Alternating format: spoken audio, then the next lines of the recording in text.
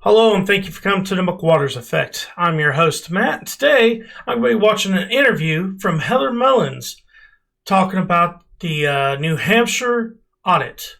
But first, I need you to hit like and subscribe. Helps the channel grow. Now let's go ahead and watch her story. Georgia and now in New Hampshire. Heather, you're there in New Hampshire. What is it looking like as far as the audit proceeding?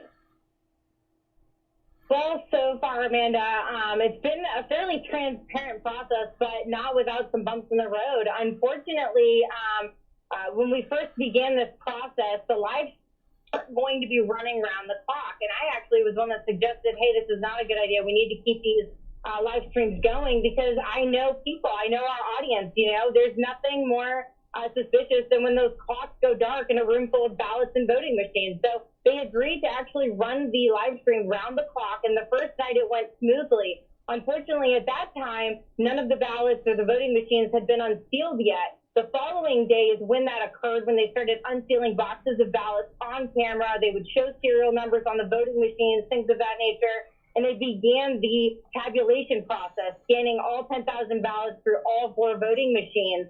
Unfortunately, that first night, once they were unsealed, the live stream went down for about an hour and a half. And to this moment, we still have no clear explanation as to why that happened. All I know is I spoke with the Associate Attorney General, who's been here covering the audit, and she said that she received a call around 10 o'clock saying that the live stream had gone down. She and the gentleman from the vendor who's running the live stream services had to come here and be physically escorted into the building by a state trooper, and it took them a little bit of time before they finally got the live stream back up and running. So that was the first sort of problem that we bumped into here. The very next day I came in and I was told by one of the experts that they were resetting the voting machines to 0 and starting all over. So I'm like, well, why would you do that? And that's when they informed me the live stream's cut out. And they actually asked my input on how to restore public trust in this process. And I said, well, people are now going to be concerned that someone's tampered with the machine. So my suggestion was to re-show all 4 machines seals on camera to make sure they hadn't been tampered with. And that's when problem number 2 arose, where we actually could see that some of the external ports on these voting machines appeared like the seals were not affixed to the machines properly.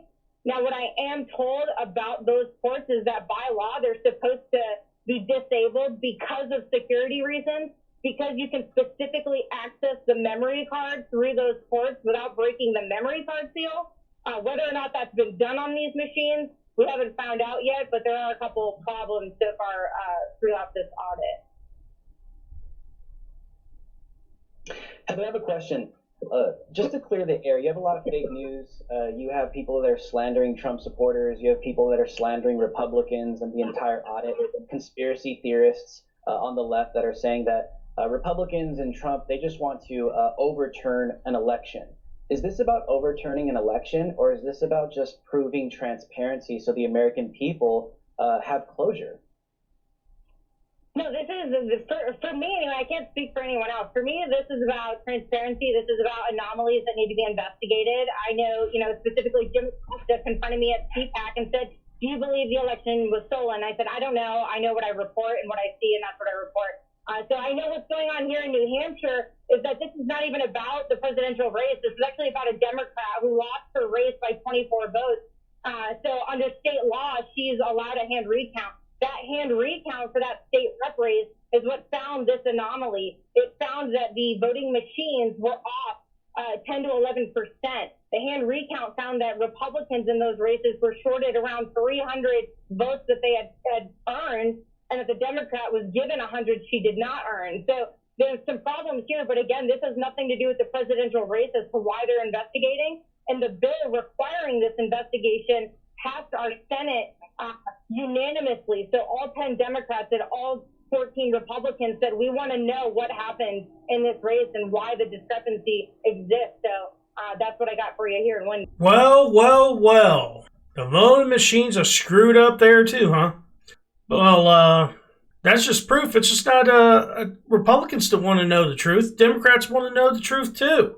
There's some suspicious stuff going on there, but I'm not concerned with New Hampshire anyway. I don't think you're going to find enough papers that will let Donald Trump actually be the winner of New Hampshire. I think more. In my opinion, Biden won that state. Now, would it be? Do I think there's enough to maybe make it closer than it was? Probably. New Hampshire wasn't something that was really on my radar when it came to the actual whole mess that's going on in all these other states.